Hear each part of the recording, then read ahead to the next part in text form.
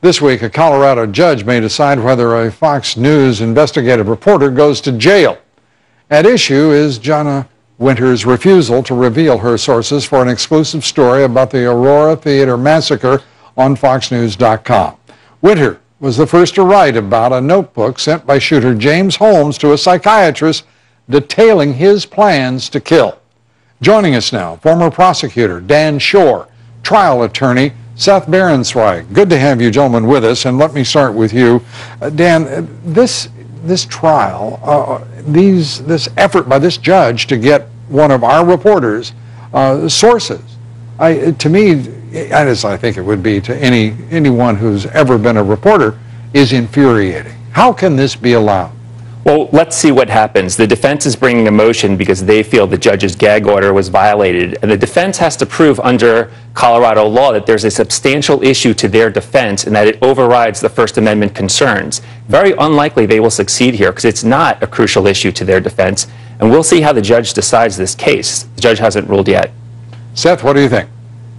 Well, I agree. I think that if you lift up the hood, you'll see that there's really no engine to the defense counsel's argument here. Really, the only way that they can have a balancing that overrides the First Amendment is if they can clearly demonstrate that they have a specific need in this case. They've made a general contention that it's going to make it hard for them to have a fair trial. I think that they've done a bad job articulating that, and it's just an outrageous situation because although their client is apparently a mass murderer that should be thrown in jail and much worse, these defense attorneys are actually pointing to this Fox reporter and saying that if she doesn't comply, that she's the one that should go to jail. So it really is an unbelievable situation. You can't make this stuff up. And the last time we saw it was with Judith Miller, who at the time was working with the New York Times. She spent 85 days in jail.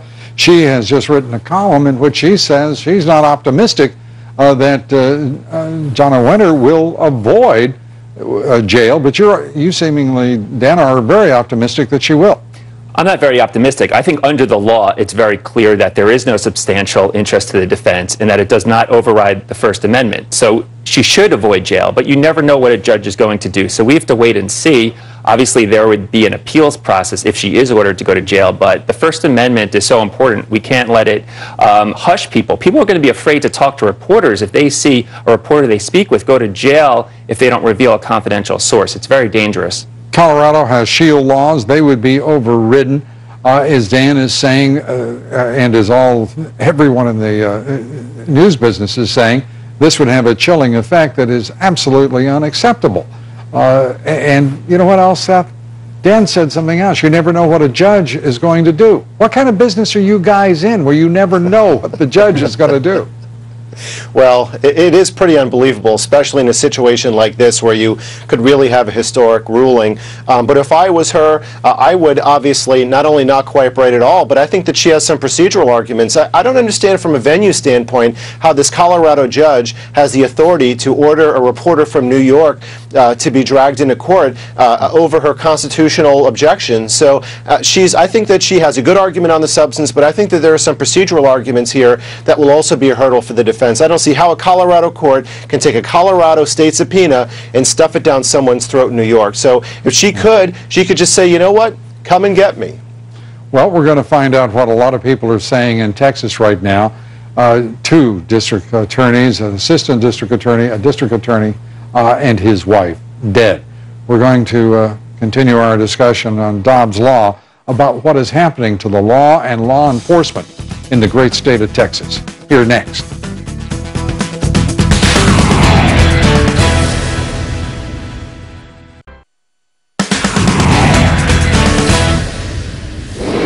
We're back with attorneys Dan Schorr and Seth Berensweig. And let me say that in Texas right now, we're watching something that I can't recall at any point in my career that we've seen, and that is what appears to be a clear attack on law enforcement, on prosecutors.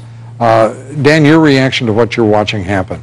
It's really terrifying, and it definitely is a departure from criminal activity in the past. I'm a former prosecutor, and prosecutors deal with difficult, dangerous criminals. There are threats sometimes, but usually criminals don't target the prosecutors because they know that even if you kill a prosecutor, another prosecutor is just going to take the case.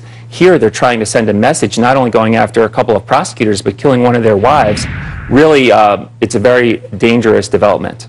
And And Seth, as you look at what is happening here, we also watched one of the assistant U.S. attorneys, Jay Heilman, withdraw from a racketeering case for security reasons, with no direct, as far as we know, relation to the murders of the assistant DA and the district attorney in Kaufman County, Texas.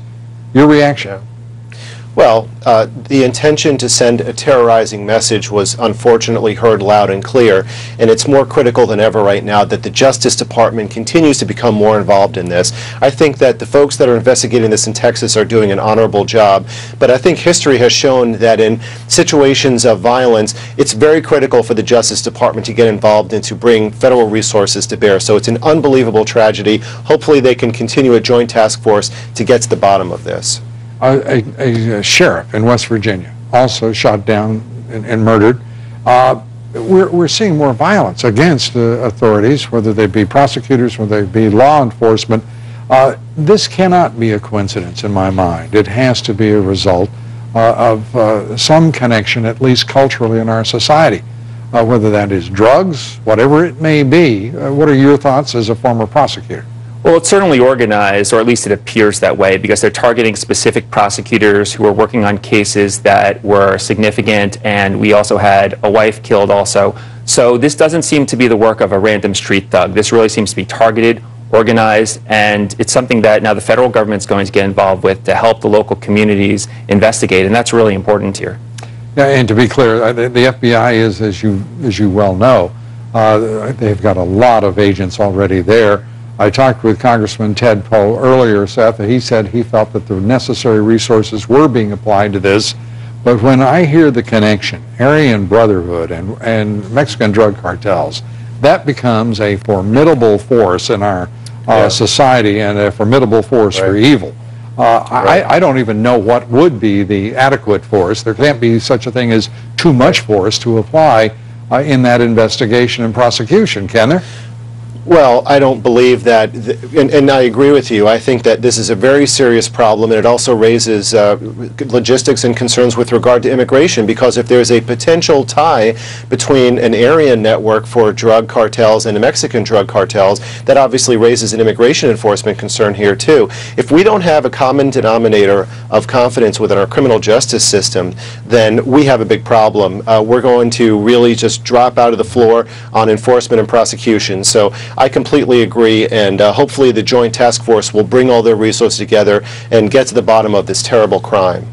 Have we made a terrible mistake in this country not pursuing rigorously, vigorously the war on drugs? Because we're still looking at $25 to $50 billion worth of drugs moving across that border every year.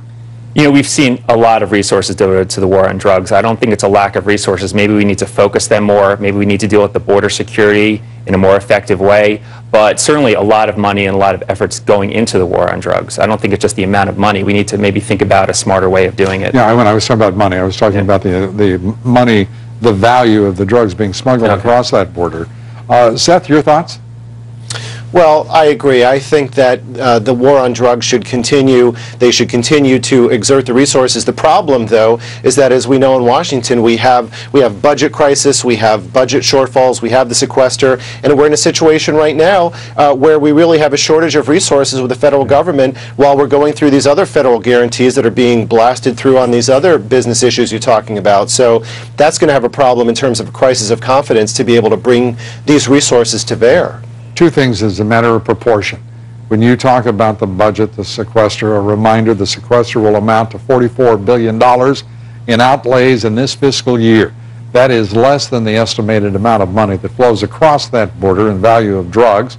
And secondly, as you heard earlier, the Border Patrol has pulled back its agents from the border itself and will apprehend only those that are within its reach, following something they learned under the Bush administration when he sent the National Guard down there.